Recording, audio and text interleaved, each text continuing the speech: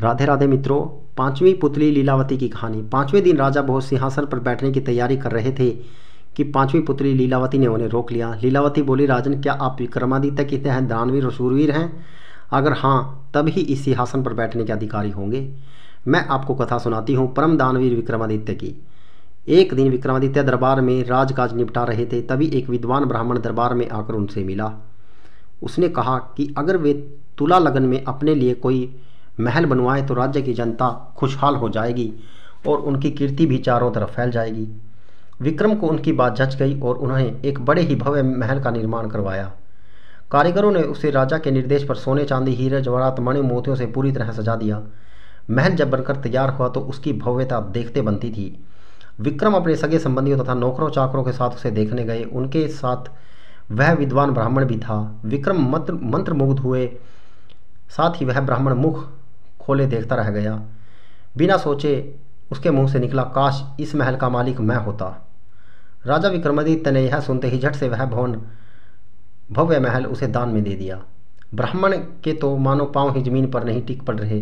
वह भागता हुआ अपनी पत्नी को यह समाचार सुनाने गया।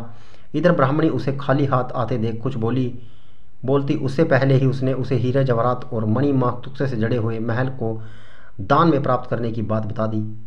ब्राह्मण की पत्नी की खुशी की सीमा न रही।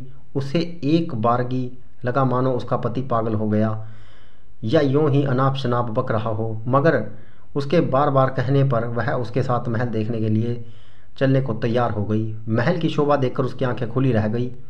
महल का कोना कोना देखते देखते कब शाम हो गई उन्हें पता नहीं चला। थके मांदे वे एक शयन कक्ष में जाकर निढाल हो गए। अर्धरात्रि में उनकी आंख किसी आवाज़ ने से खुल गई। सारे महल में महक फैल गई और सारा महल प्रकाशमान था। उन्होंने ध्यान से सुना तो लक्ष्मी बोल रही थी।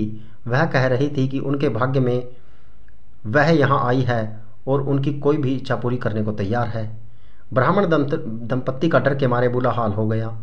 ब्राह्मणी तो बेहोश हो गई। लक्ष्मी ने 3 बार अपनी बात दोहराई, लेकिन ब्राह्मण ने कुछ नहीं मांगा तो क्रुद्ध होकर चली गई। उसके जाते ही प्रकाश सा तथा महक दोनों गायब। काफ़ी देर बाद ब्राह्मणी को होश आया तो उसने कहा, यह महल जरूर भूतहा है, इसलिए दान में मिला। इससे अच्छा तो हमारा टूटा फूटा घर है जहाँ चैन की नींद सो सकते हैं। ब्राह्मण को पत्नी की बात जच गई। सहमे सहमे बाकी रात काट कर तड़के ही उन्होंने अपना सामान समेटा और पुरानी कुटिया में लौट आए। ब्राह्मण अपने घर में सीधा राजभवन आया और विक्रमादित्य से अनुरोध करने लगा कि वे अपना महल वापस ले लें, पर दान में दी गई वस्तु को कैसे ग्रहण कर लेते। काफ़ी सोचने के बाद उन्होंने महल का उचित मूल्य लगाकर उसे खरीद लिया। ब्राह्मण खुशी खुशी अपने घर लौट गया। ब्राह्मण से महल खरीदने के बाद राजा विक्रमादित्य उसी में आकर रहने लगा। वही अब दरबार भी लगता था। एक दिन वे सोए हुए तो फिर लक्ष्मी आई। जब लक्ष्मी ने उन्हें कुछ भी मांगने को कहा तो वे बोले, आपकी कृपा से मेरे पास सब कुछ है, फिर भी अगर आप देना चाहती हैं तो मेरे पूरे राज्य को धन की वर्षा कर दें और मेरी प्रजा को किसी चीज़ की कमी न रहे। सुबह उठकर उन्हें पता चला कि सारे राज्य में धन की वर्षा हुई है और लोग वर्षा वाला धन राजा को सौंप देना चाहते हैं। विक्रमादित्य ने आदेश दिया कि कोई भी किसी भी अन्य के हिस्से का धन नहीं समेटेगा और अपने हिस्से का धन अपनी संपत्ति मानेगा। जनता जय जयकार कर उठी। इतना कहते ही पुतली लीलावती बोली, बोलो राजन, क्या इस कथा के बाद तुम इस सिंहासन के योग्य अपने आप को मानते हो? राजा भोज निराश हो गए और अपने कक्ष में लौट गए। अगले दिन राजा को छठी पुतली रवि भामा ने कथा सुनाई।